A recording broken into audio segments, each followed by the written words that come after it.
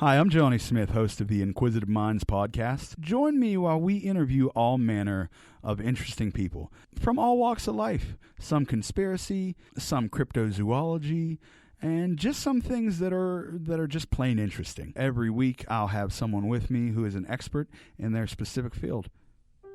This is the Inquisitive Minds podcast.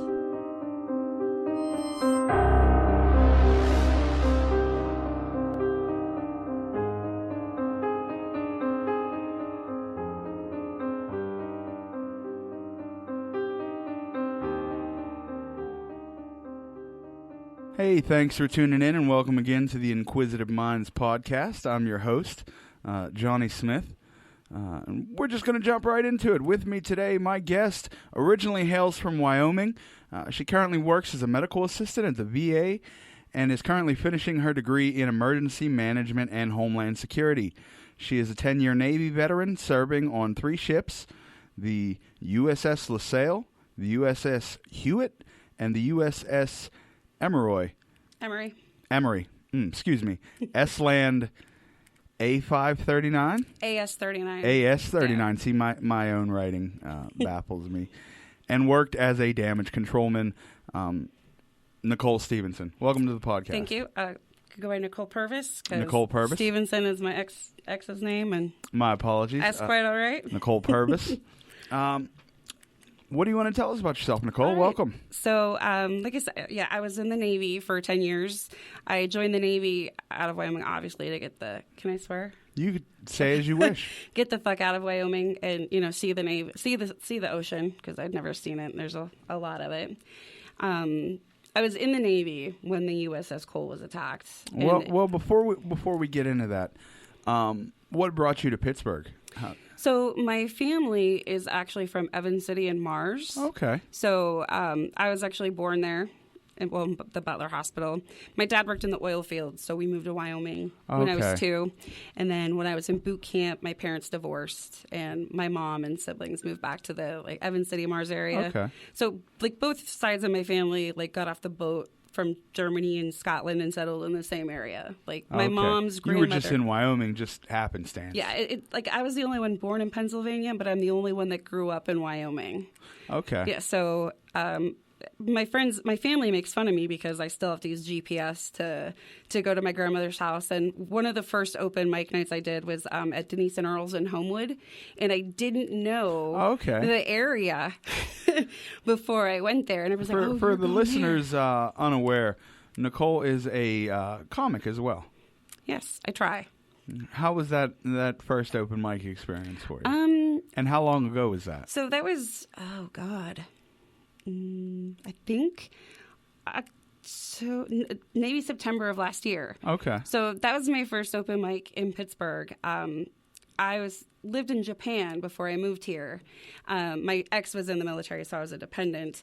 And there was an open mic night on the base, and I ended up being the only one that signed up. And this is 2014, so I got 15 minutes. Oh. Yeah. So for me, whenever I'm the funniest that I've ever been, I can't remember shit, afterwards. Just, but it went really, really well to the point where Women's History Month, they would have me, they had me as a speaker because also as a veteran, and they held it in the chapel. Sounds nice. So they kept reminding me that I couldn't swear in the chapel. Speak freely here, So. Now, we're going to be talking about the bombing of the USS Cole today. From what you told me, it was orchestrated by Yemen? The Yemeni government was definitely involved. There was a lot of oversight by the Clinton administration that was there's just a lot of iffy things about it. And knowing what I know about the Navy and what goes into play before any ship enters any port, the Yemeni government, there were people that were involved. I have a lot of terms, the military loves acronyms, and there's again, I have a list of what I wanted to go over and kind of explain what a damage controlman is. Okay, I'm gonna let you get started here, but just before that, I went over some very basic bones details just to keep myself somewhat alert of what we're going to be talking about, and listeners. The bombing was reportedly a suicide attack by Al-Qaeda. Yes. The USS Cole was a guided missile destroyer. This happened on October 12th, 2000, so not that long ago. No. It was in Yemen's Aden Harbor. Aden. The pronunciation gets me. 17 killed, 39 were injured. It was supposed to be a routine fuel stop, and in 2007, a judge ruled the Sudanese government responsible. Yes. And also, before I go further, thank you for your service. Oh, thank you. Jump right into it. All right. So damage controlmen, they pretty much do a lot of things. So the creation pretty much of damage control was the disaster on the USS Forrestal, and that was when actually there was a ordnance that was dropped and it exploded, and so they realized that the firefighting aspect of it was really lacking. The training within the first two explosions, anybody that knew how to fight a fire was killed. Oh, so that's unfortunate. In fact, they still you can YouTube the video. They actually I don't know if now, but they would show us that video in boot camp and in school because of the lessons learned and the things that we learned. So damage control, they're the firefighters. I wrote everything down. First responders.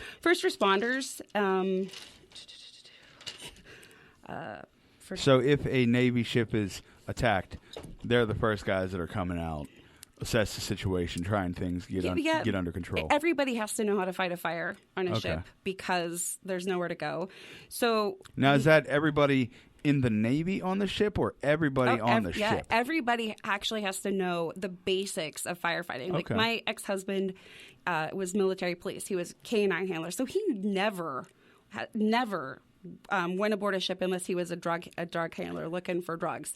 But basic requirements for you to advance, you have to know the fire, the basic firefighting. I'm probably procedures. Oversimplifying this quite a bit, but I feel like without any training, I kind of know the basics of firefighting. Like, it's a pretty big fire over there.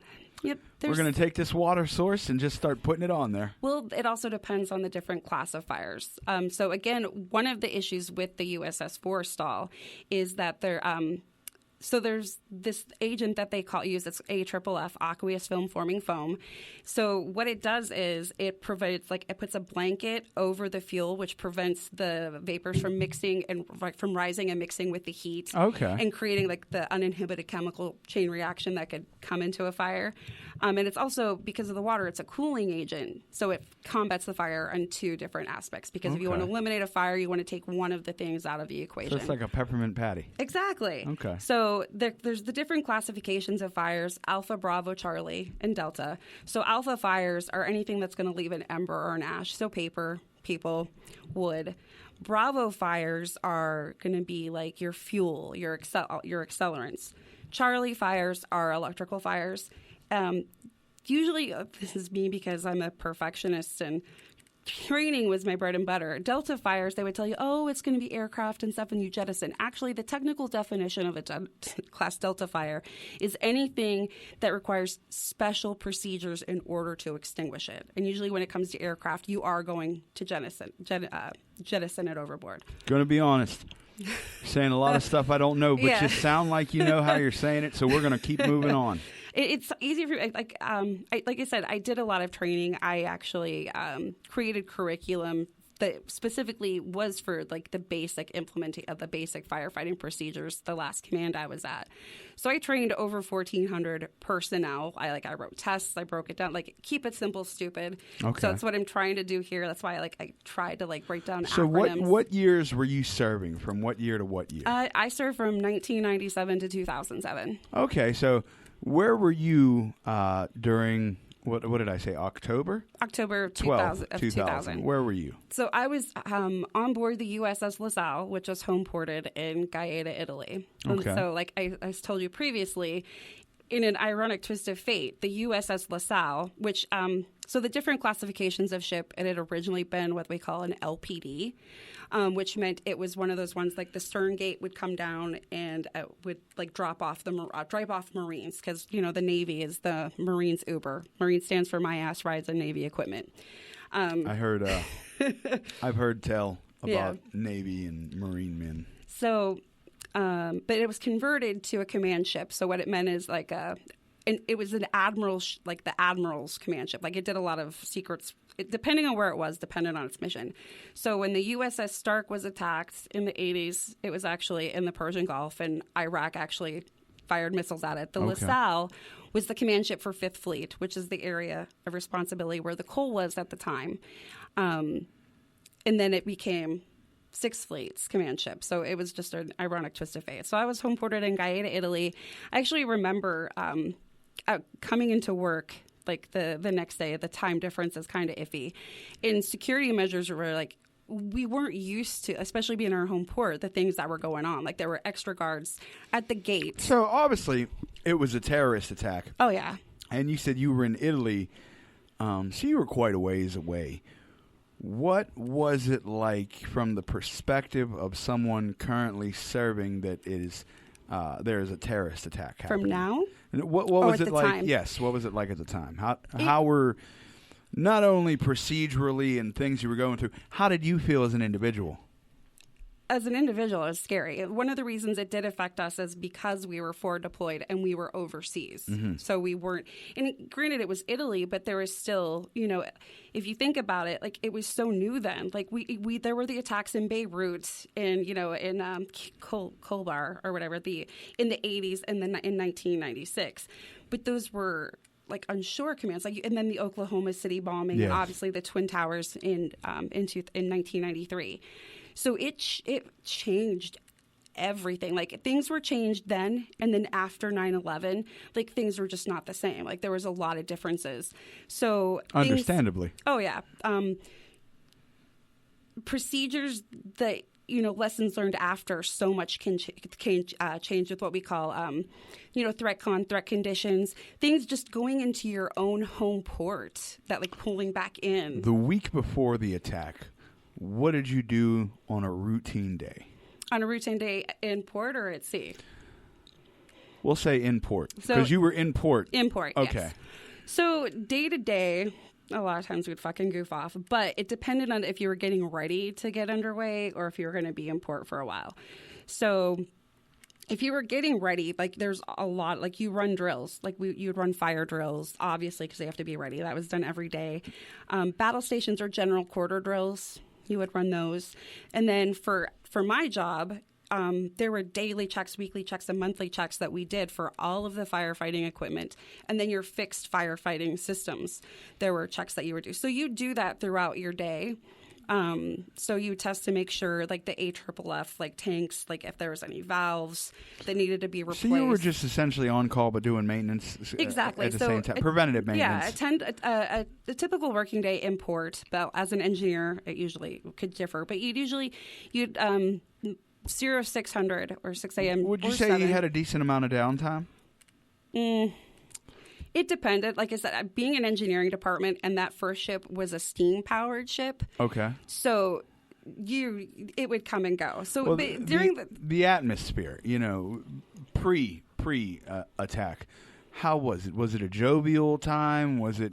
We have to do this, but we can relax. Force protect. Like again, I remember doing drill. Like we never expected to be in a port or at pier side to be attacked. Like at sea, you thought you were more vulnerable. Like there could be attacks that way, and we also assumed that the facilities in port, like your support activities, like those would be more of a target. I remember when we would train for any terrorist acts, we'd always assume that they would try to get on board the ship.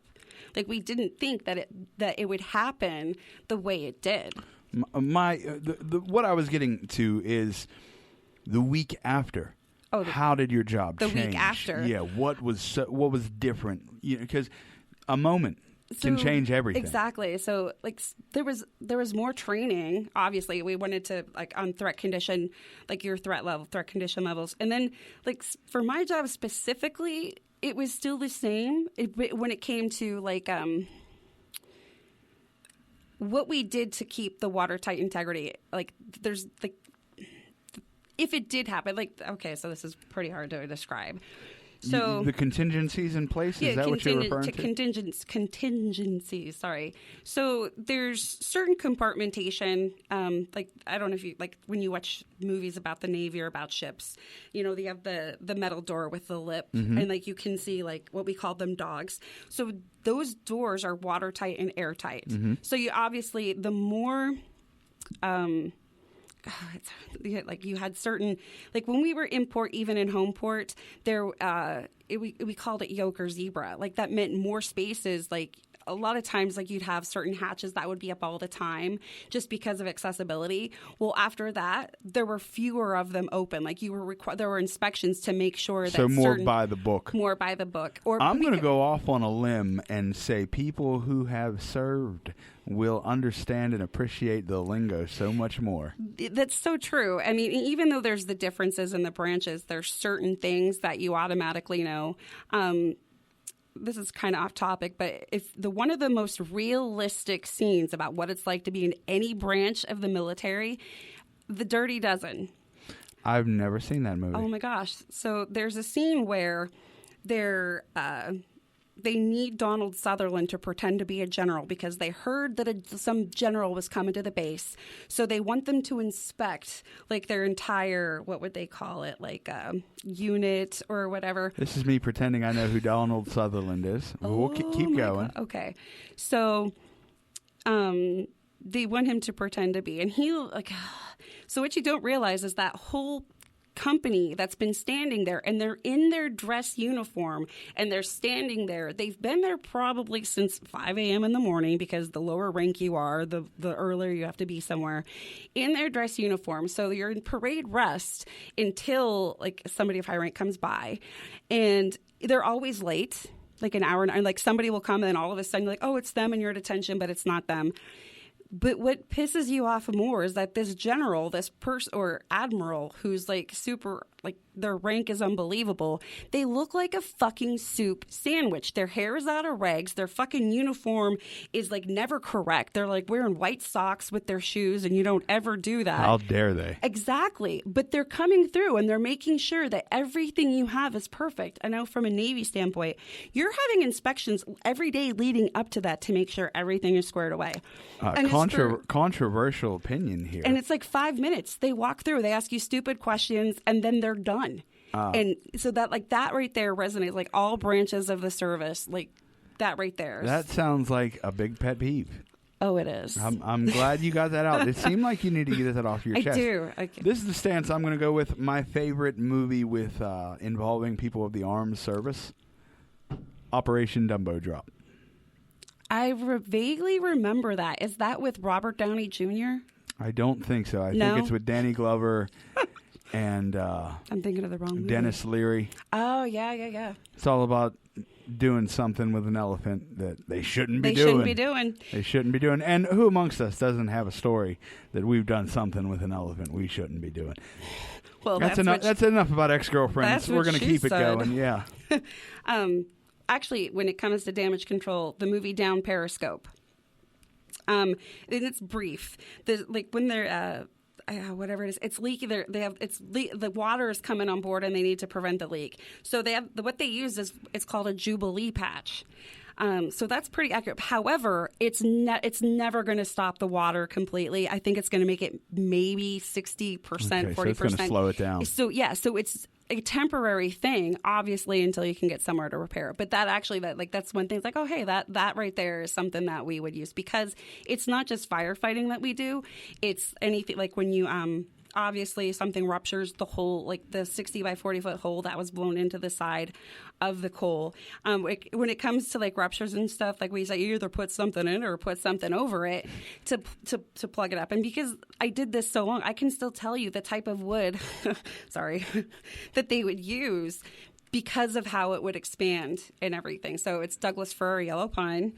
Like I said, everybody has to know how to do that. And because the Coles crew was so well trained, that's really why it's still in the fleet. That if it would have had a fire on top of that, I really believe it would have sunk. It would not be in the fleet still to this day. The damage they took and the casualties they took that day were far lower than they could have been? No, the fact that the ship is still saved. Like there's this thing, it's called the 10 Commandments of Damage Control. And the first one is never give up the ship.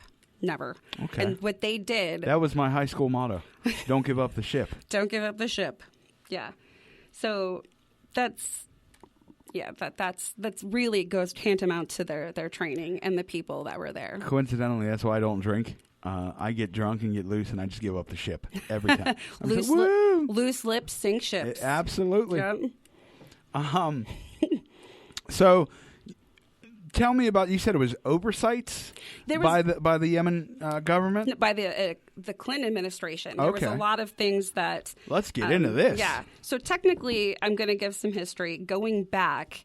The attacks leading up to that they should have paid attention to was the attacks in Beirut and Kobar. The one was the Marine barracks, and the other.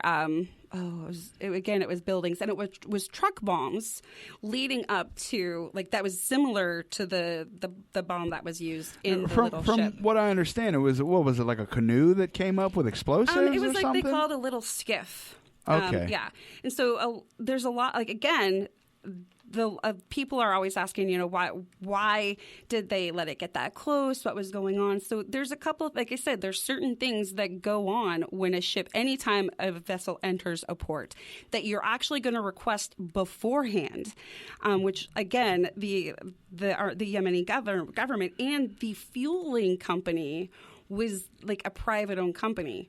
But to know how they could get close to us, to a ship, that's where it comes into play. Because there's, again, like I said, there's this thing called OPSEC, operational security. And as somebody in the military, it's like ship's movement, where we're going to go, where we're going to be, how long we're going to be there. My stepdad called me the daughter of darkness for a long time because I was always calling in the middle of the night because of the time difference. I can't tell you where I am. I have no idea what time it is, but I'm okay. I can't tell you how long I'm going to be here until afterwards. Because of that, you don't want, because again, of threats. So that's something that it's a big deal. Off topic question. Yes. Have you ever had a run-in with any pirates?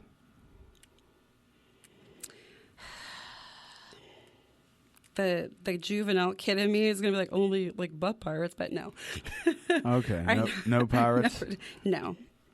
That's unfortunate. But in the same hand, when I still think of pirates, I still think of them with long sabers and things of that nature, peg legs. I don't think of the pirates now that got I think of VeggieTales, the pirates that don't do anything. Stomach worms and AK-47s. And that's actually one thing that the guys that I worked with, as a female engineer, there was very few of us, but we would be our supervisor would ask these questions. It was oh, what's this? Who did this? I'm oh, your peg-legged sister.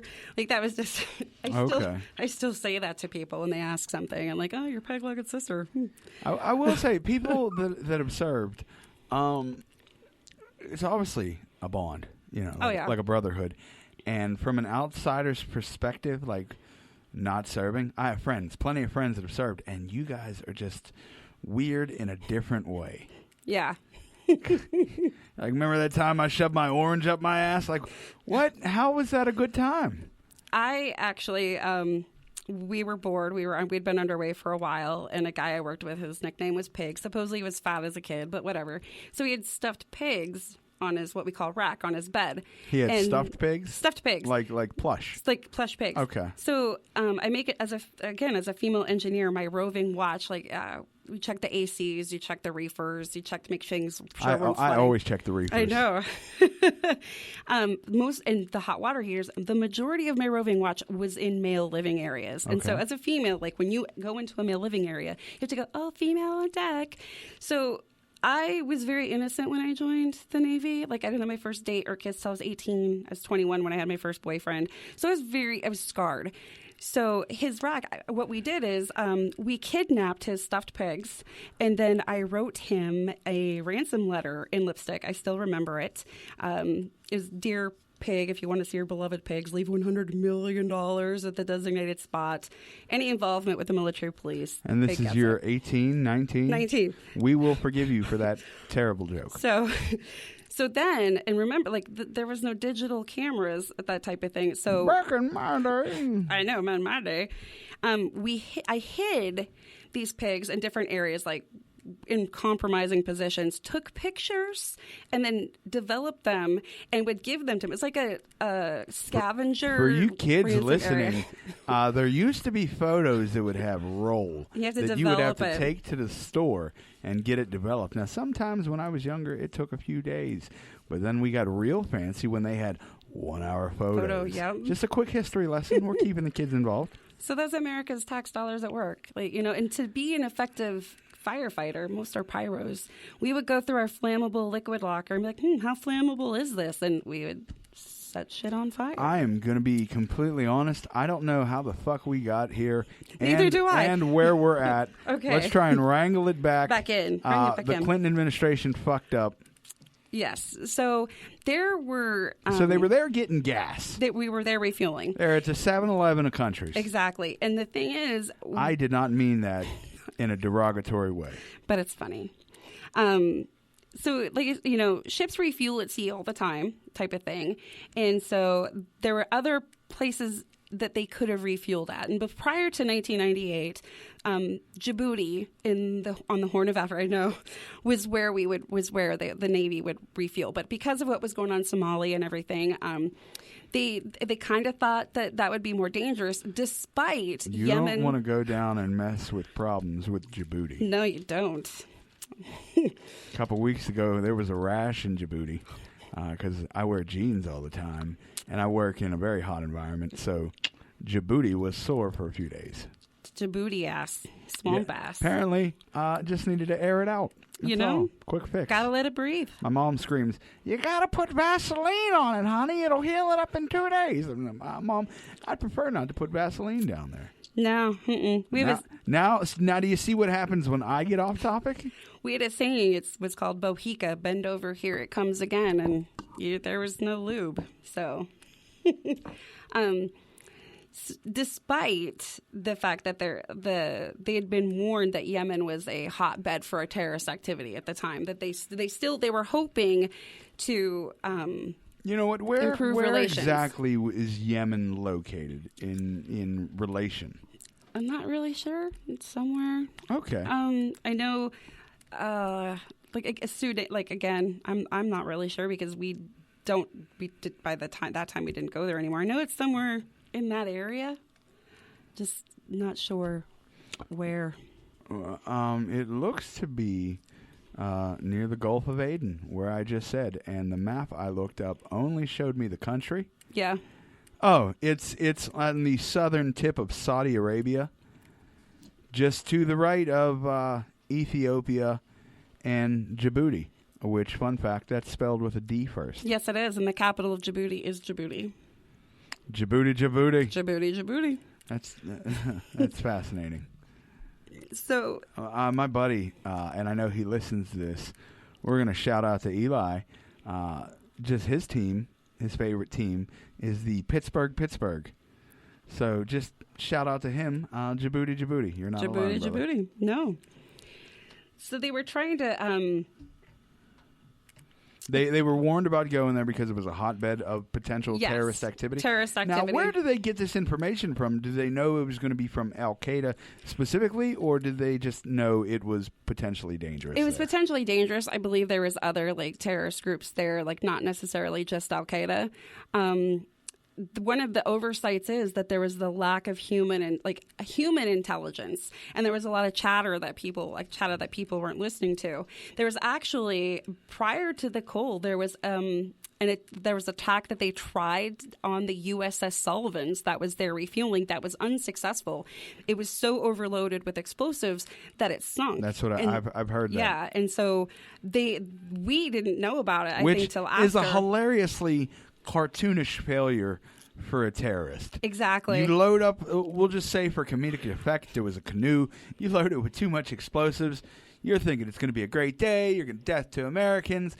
You send it out, and it floats. It's kind of like the equivalent of premature ejaculation.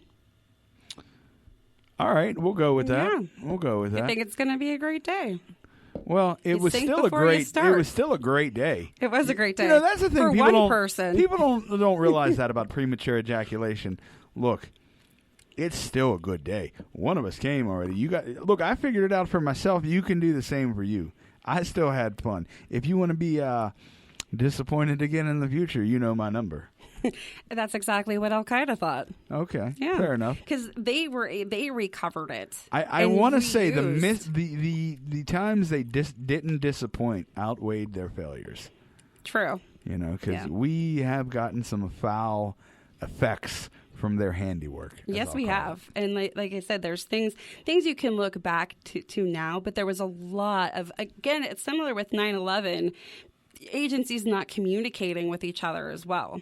You know what? I listen to a lot of podcasts, other podcasts, true crime, and that's been a problem throughout the history of this country, was just general agencies not communicating with each other. You know, back in the 20s, you rob a bank in this state, boom, pop over the line, I'm safe in the next state. It's like Ted Bundy. Yeah, they just didn't communicate with each other. Yep. You have profiles, you'll have suspect lists, nothing. People go free, they murder more people. Sorry, I'm getting off on a rant. So, yeah, there was that oversight as well, and it's just, in fact, one of the things I looked at, up to what was the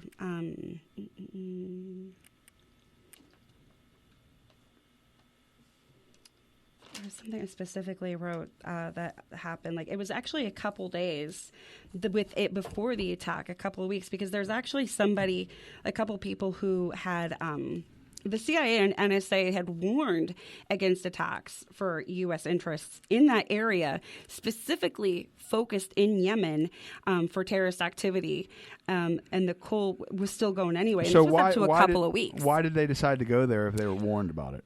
So, again, I believe it was the Clinton administration. And whose order was it to go there? It goes it goes all the way up to what is the Is there a captain of the ship? The command. It goes above the commanding officer. Okay. Like you have your battle group, you have your fleet, like you have the areas of responsibility. So there's not a man on ship saying, "Okay, I'm going to make the call that we're going to go here." It came up from top. Above. Yeah. Okay. So, and that was one of the things too. Is like as things were discovered, a lot of the blame, like instead of like things being looked at from like higher up, they tried to shift the focus on the commanding officer and the crew and the things that they didn't do properly. However, with the information they had, what they did was actually exactly what they were supposed to do. Previous to this attack, when it came to their threat cons, now remember, we didn't know what we knew now. We were training in a different way. They were an exemplary, like they were actually at the top when it came to like prepare, like practicing for the certain threat levels and if there was a certain attacks. So after the attack, what did we do as far as, I hate to say revenge, but as a country, we did nothing. The Clinton administration actually promised to, but they never did. And in fact, in a hearing on about 9/11, President Clinton himself said that there was no evidence that Al Qaeda was to blame, despite the fact that within Osama bin Laden was actually claiming that he did it. Did he put out a video for this? Yeah, like there was a 90-minute video of them saying praise Allah for the attack. Like they used it as a recruitment video. There was a wedding a couple days later, and he wrote a poem about the attack on the Osama USS bin Cole. Laden? Oh yeah, like he could not shut up about it. Who Who was getting married that's inviting Osama? Come on now. It's probably one of his many siblings. Doesn't he have like 52 of them or something? And I could be wrong. I thought the number was 47. Yeah, I think I'm off. I'm overcompensating. So what did so we didn't do anything to get them to stop, at least. Could that have been part of what led to 9/11? 9/11 was going to happen anyway. I think it just happened.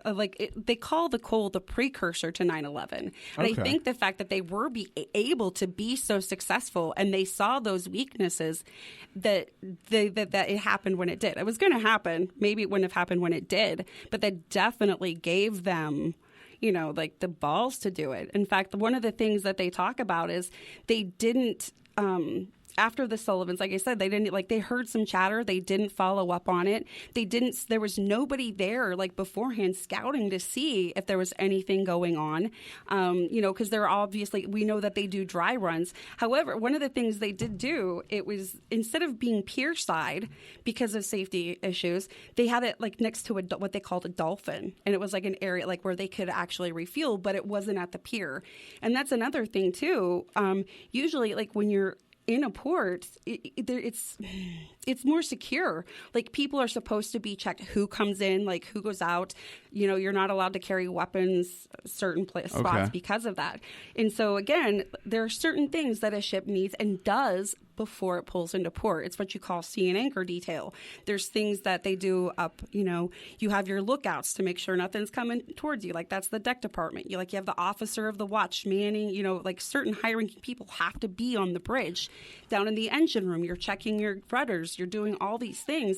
You within 3 miles of a shore, you can't pump any of your sanitation overboard. You're holding it on station.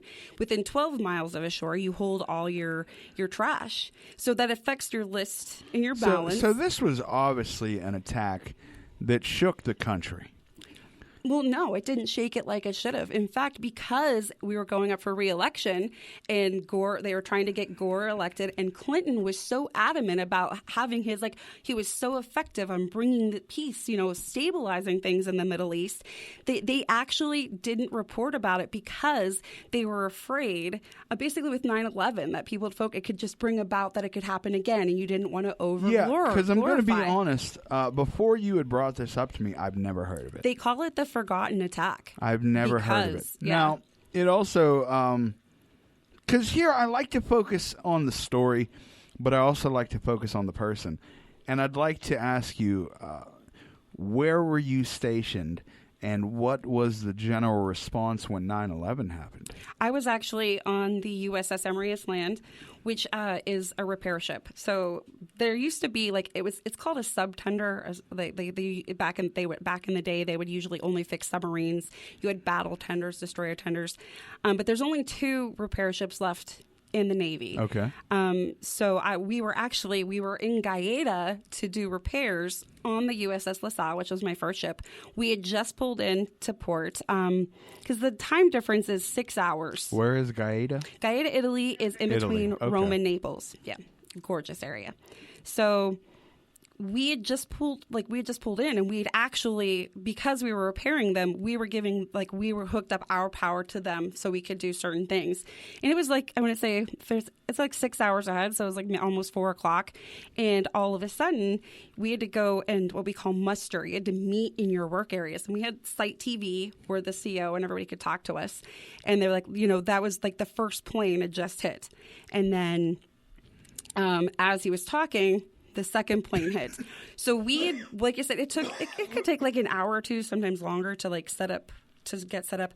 Both ships were underway within 45 minutes. Oh, wow. And so, yeah. And so then nobody knew what was going on. We were actually at sea because, you have the different threat conditions. You have Alpha, Bravo, Charlie, Delta. And Delta, if you're at home where everything's shut down, you're not supposed to leave. And at ships, you stay at sea because you don't know what's safe. So what did you guys do from there? You just went out to sea? We went out to sea. We trained. We tried to obviously know I remember I could only email my one cousin because his was the only email I could remember. And again, at certain times, the second ship I was on, and this is pre 9/11, we were in the Gulf because we were doing a Western Pacific cruise. And this is when Clinton, we had the embassy bombings in Tanzania and Kenya, and he just haphazardly shot missiles into the Middle East. And we were in the Gulf and did not know that that's what was going on. All of a sudden, the Air Force's network TV, the ship was only showing one movie on repeat, and it was Almost Famous. No emails were coming in. None could go out. information. In fact, one of the guys I worked with, his dad had written him a letter and was talking about it. And we're like, we're in the Gulf, and we didn't even know that's what was going on. Right on. Well, with the compartmentalization, exactly, you're not going to know everything. So, so it's stuff like that. Like you're trying to learn, figure out where you're going to go. Obviously, the intel's going. We're trying to figure out our mission, because even if a ship is attacked, it depends on, you still have your mission. So where did you guys go from there? We stayed at sea, and then we went back to Gaeta to help, whatever with the LaSalle and do what we needed to do. But again, so Cinderella Liberty means everybody has to be back at midnight. Okay. So pre 9/11, to have overnight Liberty anywhere, all you had to do was make E4. But after 9/11, that changed in foreign ports. I don't even know if they even now people have overnight Liberty in certain. Okay. Obviously, I've been out for a while, so I'm not sure. But then obviously the congregating of large groups. There was a lot of things people don't realize that at certain times, especially after the invasion of Iraq and Afghanistan, they found cells in other in Europe. I remember there was, when you say cells, terrorist cells? Terrorist cells. There was one cell that they discovered. They had blueprints of all of the naval installations in Europe. Oh. So, again, that's something we knew. And then the ships are, especially the first ship, it's an admiral ship. There was so much stuff that we took for granted that was actually really, we shouldn't have known because of how secret it was. Oh, okay. But we knew because it was the flagship of that battle group. I wouldn't be able to forgive myself if I didn't ask this. The Navy has a very long history with seeing UFOs at sea. Have you seen any? Being an engineer, I didn't really make it topside very often. I can say I didn't see any of that UFOs. I mean, growing up in Wyoming, the clear skies, there was some weird shit. Obviously, the most famous Navy man I can think of is William Cooper. Behold a Pale Horse. Yes. Guy wrote about seeing UFOs in the Navy. That's rather disappointing. I mean, you have your own experience. Obviously, I would have been so happy if you'd have been like, oh, yeah, we used to see UFOs all the time. A lot of haunted shit and ghosts on ships, but I did not see a UFO while I was in the Navy. You cannot skip over that last part. Can you repeat that again for me? Definitely haunted places, especially the older ships. My first ship, the USS LaSalle, like I said, it was on scene when it was one of the first ships on scene when the USS Stark was hit, and they did carry dead bodies back. So did you witness any paranormal activity then? When you say it was haunted, is it haunted because people said it was haunted? No. Or is it because you saw something? I saw and felt and there's a lot of feelings of stuff. There were certain spaces that I didn't realize till later. Nobody liked going in. So there was one area, it was Shaft Alley, and obviously the shaft of the ship goes through it. So you have starboard, which is the right, port is left. And so in starboard Shaft Alley, which we went all the way down to the 7th, 8th deck, the bowels of the ship, the JP5 pump room was there, and so we had the Admiral's helo, so that's where the fuel would come. So the JP5 pump room is an individually dogged door, and it's got a padlock on it. There are two people that have the key to that space. I am one of them as the roving watch, and then the supervisor for the fuelies. Do you need both keys to enter? No. Just one? Just one. So there's certain watches, the balls to 4 watches midnight to 4. So it's 2 in the morning. I have to go in that space, and you have to make sure that it's locked, and there's all this other stupid shit they make you do. So I'm down there, and there was always a weird feeling down there anyway. Somebody had died there, they suffocated type of thing, way before I was there. There were signs everywhere about not closing the hatches. Keep breathing. Okay. So I'm down there. I'm the only one down there. There's 2 people who have a key. That door, the dogs start popping up, and there's a pounding from the other side. And no one's down there. No one's there. I never went down in that space again. I told people I don't go down there. Okay. Yeah. That's fair enough. Freaked out enough to not further investigate. Exactly. Okay. You got it. You know what?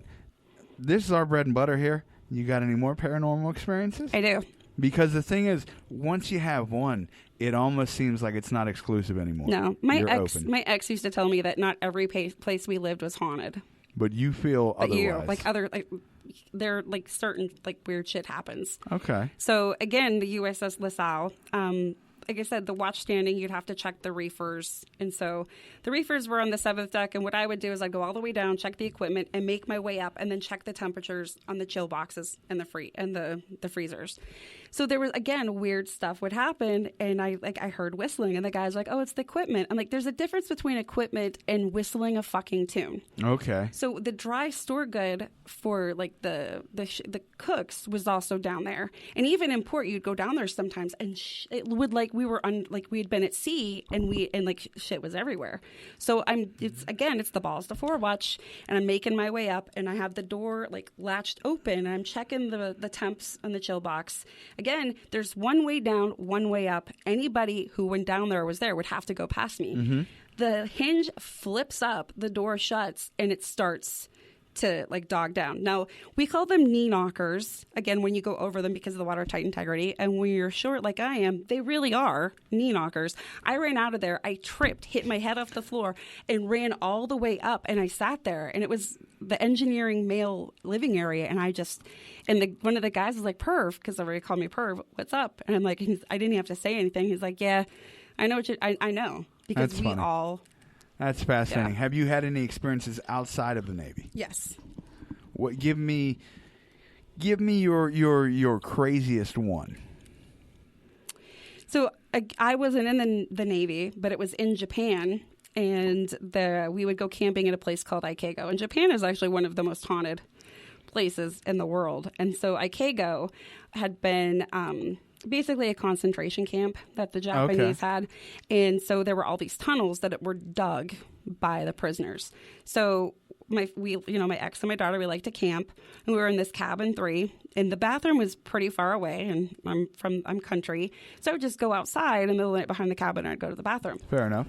So I go out to go to the bathroom, and it looks like there's these 2 little girls, like with the like really short hair, standing, and they're naked, and they're like this, like with their hands over them, and they're standing to the side. In the middle of the woods. In the middle of the woods, and they go like this. And all of a sudden, a man runs out. So I run into the cabin. This is while you're pissing, you see this. Yes. So I go, there's a front area that you could lock, and then there was a room in the back with the bunks that were my daughter slept and my ex and I slept. And I go, and like he somehow makes it into the front room, and I'm in the other room where we're at. Now, is he following you or chasing you? Chasing me. And my ex. What did he do to these 2 little girls? Just ran past? Like, I don't know. Like, it looked like they had, so I'll get to that. Like something had happened. Like, so obviously. So you're inside. So I'm in the room where we're sleeping, and the door opens, and my ex doesn't wake up, and I'm pissed. And I wake up, and I'm mad at him. And I go outside to go to the bathroom. The whole night, it was so real. There was just a loop the whole Or it was like a time night. loop where you kept experiencing the same thing. Exactly. That is incredible. That's wild. Because I've heard things about that before with loops and things happening over and over, but it's hard to explain. Yeah. It's one of those things you can't prove, but if you say you experienced it, who am I to tell you no, you didn't? Exactly. Well, that sounds horrifying, and too. the USS Cole is haunted. The last ship I was on, it came in to prepare, because it's still in the fleet. Okay. Like, it was repaired, and talking to people, alarms will go off middle of the night, stuff that isn't supposed to go off and supposed to happen. And, obviously with that type of what happened. Well, would you say we learned anything valuable from the bombing of the USS Cole? Yeah, we did. Obviously to think outside the box. Again, like I said, we never thought that a ship would be attacked in that way. It never really crossed our minds. Old Looney Tunes Bugs Bunny. Exactly. And again, what's up, Doc? Like I said, a lot of shift wanted to be put on the commanding officer and the crew because that boat got so close. They thought it was somebody to take the trash. Like I said, you have these little, there are little boats that'll pull up, and you dump your trash on them, right? That's one thing you need. You also need, be it a boat or a tank, that you pump your sanitation off. Because again, like I said, it's holding on station. And if your ship is old, the longer it holds in the station, it's going to back up into the showers. Right on. It's disgusting. So you pump that off the ship. And then what we call potable water. Potable water is your drinking water and your fresh water. I don't know why the only thing I can think of is potables. Exactly. So, obviously we make potable water from the seawater. So when you're pulled, this part of the sea and anchor detail is, you shut that off. So you replenish while you're in port. Like on top of refueling, all of this is going on. So that little skiff coming close, obviously that's pretty much what they thought it was. Something simple like that. Exactly. And so after that, again, whenever a ship pulls into any port, and we don't refuel in Yemen, obviously. We try to do it at sea, but it can be really expensive. So you wanted to have different areas where you could go, because after the Cold War and obviously after Desert Storm, your deployments are longer. You're being extended. More ships are in the area. So it comes down to numbers. So even when you pull back into your home port, there's NCIS there. They actually the dog, explosive dogs, they actually go, they check because you have the pilots that help guide you. You have EOD, you have divers in the water checking everything, because of that wasn't done beforehand, before we pulled in, because we thought we were going to be okay. Even though so much that the higher ups knew was not conveyed to the commanding officer. They thought the precautions that they had in place was appropriate, and that's what the whole Joint Commission. They underestimated. There's if you read the Joint Commission, and they're obviously, the commander, the commanding officer should have done this. He didn't do this. We're he was failed, going all the way up to the Secretary of Defense, because they didn't take what they had heard seriously. In fact, there were a couple of intel aides that they resigned because the blame was being shifted, because that was because they didn't want to ruin their careers. And like I said, I feel like I've heard this before. They were trying to deflect everything onto the commanding officer and the crew. And like I said, the Clinton administration was very adamant about that. They really had a part, because he wanted his legacy. They wanted Gore to be elected, and they tried to shift that. Like I said, I don't want I try to go moderate when it comes to politics, but there's so much that should have been done and could have been done that was overlooked, and because there wasn't any. People weren't talking to each other. Lack of communication, and so much that was done wrong. Well, tell you, go ahead. So, and again, the Yemen government, they were actually told, you need to cooperate with us. We need to have this done. In fact, they were warned that the government, they were either unwilling or unable to, go up against certain terrorist groups. And that was one of the questions. And then, in fact, it wasn't until last year that the overall, the mastermind behind the Cole attack, he was actually killed in a missile strike. Oh, just last year. Just last year. So him and 14 other prisoners were in a Yemen prison, and they escaped. Coincidentally, the day before, one of the trials was supposed to happen because of the USS Cole, which was postponed indefinitely. Now they escaped by a 150-yard tunnel underneath the prison that they dug, and co-conspirators on the outside dug, that somehow, went unnoticed. More undersight. Exactly. Oversight. No sight. Whatever. So there was see it. There was lack of cooperation on their behalf as well. There was no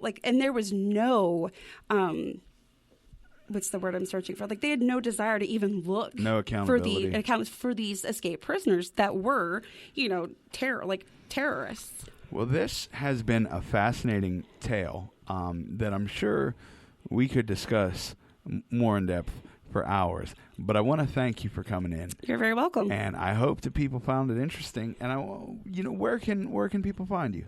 The VA hospital in Pittsburgh, University Drive. Do you have social media handles you want to give out? I do. So on Facebook, I'm Nichole Purvis Stevenson. And then, am I really on Instagram?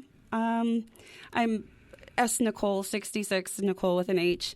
Twitter, I can't even remember. I initially started my Twitter account so I could say evil fucking things about my ex-mother-in-law without anybody finding out. In fact, ladies, I give out her phone number to creepy dudes. Like, yeah. Well, I do not know that woman, so I'm not going to co-sign. You can find me at facebook.com/tunicanjohn or facebook.com/Inquisitive Minds. I'm also on Instagram at pandasmith827 or the Inquisitive Minds. And you can send us an email if you want to at inquisitivemindspodcast@gmail.com. That's spelled a little differently, INQUIZATIBE. Thank you guys for tuning in. I'm Johnny Smith. I'll see you again next week.